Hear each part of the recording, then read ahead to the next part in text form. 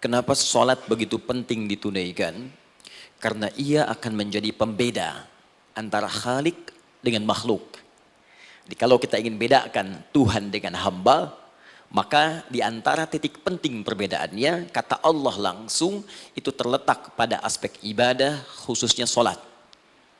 Karena itu ketika Nabi Musa alaihi salam berkenan kemudian langsung diperintahkan oleh Allah sehingga disebut dengan kalimullah yang diajak bicara dan diperkenalkan tentang esensi ketuhanan Allah, maka disebutkan perintah langsung oleh Allah untuk menyembahnya dalam bentuk salat.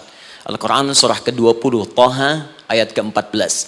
Kata Allah, innani anallahu la ilaha illa ana fa'budni wa aqimis salata li dzikri. Ya Musa, tidak ada Tuhan, kata Allah, selain saya.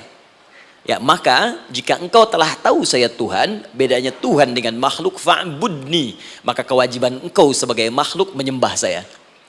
Bagaimana caranya ya Allah, kata Musa? Kata Allah, wa aqimis salata, rahmatullah. Wa aqimis salata li dzikri. Maka cara menyembahku itu adalah dengan salat.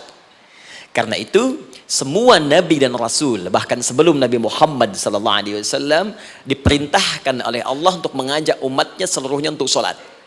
Ya, Nabi Isa alaihissalam sholat. Anda buka Quran surah 19 Maryam ayat 31 sampai 33. Nabi Ismail alaihissalam, ya kakeknya Nabi ke-29, sholat. Bahkan meminta keluarganya sholat. Quran surah ke-19 ayat 55. Wa kana ya'muru ahlahu bis salah.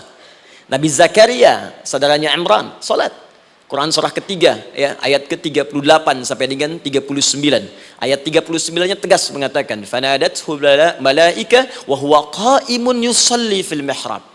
Jadi kalau kita urutkan dari Nabi Muhammad sallallahu alaihi wasallam sampai Nabi Adam alaihi salam, semua menunaikan salat kepada Allah Subhanahu wa taala. Nanti dalil singkatnya dari Quran surah keempat ayat 163, paling kiri sebelah atas di mushaf. Inna auhayna ilaika kama auhayna ila Nuhin wan nabiyina min ba'di. Muhammad, apa yang kami telah wahyukan kepadamu sudah pernah pula kami sampaikan kepada Nuh alaihissalam dan nabi-nabi setelahnya. Kenapa tidak disebutkan Adam sebelumnya? Karena Adam itu nabi, bukan rasul. Nabi diberikan risalah untuk pribadi dan kalangan dekatnya, Rasul diberikan risalah tugas untuk mengajak umat. Kenapa Nabi Adam bukan Rasul? Karena zaman Nabi Adam belum ada umat. Siapa yang mau diajak? Ya? Ini bagian pertama. Jadi kalau kita hari ini masih mendapat kesempatan sholat, alhamdulillah, ini artinya sampai hari ini kita masih benar-benar manusia. Kan kalau ada orang yang kemudian tidak mau beribadah apalagi sholat, terkhusus ketika dia beriman, maka penting dipertanyakan, masihkah ada iman dalam dirinya? Karena itu kata Allah dalam Al-Quran, surah ke-8 ayat yang kedua, aku akan perdengarkan namaku, sehingga ketika disebutkan itu, kita bisa menguji adakah getaran iman dalam jiwa kita. Quran surah 8 Al-Anfal ayat kedua. Innamal mu'minuna alladzina idza dzukirallahu wajilat qulubuhum. Sungguh orang yang masih punya iman itu, kalau diperdengarkan nama Allah kepadanya, akan ada getaran dalam jiwanya. Karena itu setiap hari 5 kali diperdengarkan nama Allah. Untuk menguji di jiwa kita masih ada iman tidak? Bahkan dari bangun tidur, bayangkan waktunya dibagi sempurna persis. Dari mulai subuh baru bangun, menjelang ke siang, mau berakhir siang ke sore, sore pindah ke maghrib, hilang kemudian muncul gelap malam. 5 kali persis dibagi waktu. Diperdengarkan untuk menguji, kira-kira setelah subuh siang masih ada nggak iman? Sore masih ada nggak? Ya Allahu Akbar, Allahu Akbar.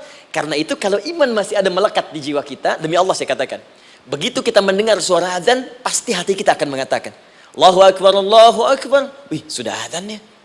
Pernah begitu? Ya, walaupun mungkin setelah selesai, la ilaha illallah, baru azan, belum qomat. Ya, itu normal, gak apa-apa. Yang penting iman masih ada. Nah, ini menunjukkan ada getaran dalam jiwa. Satu ini. La ilaha illallah Muhammadun Rasul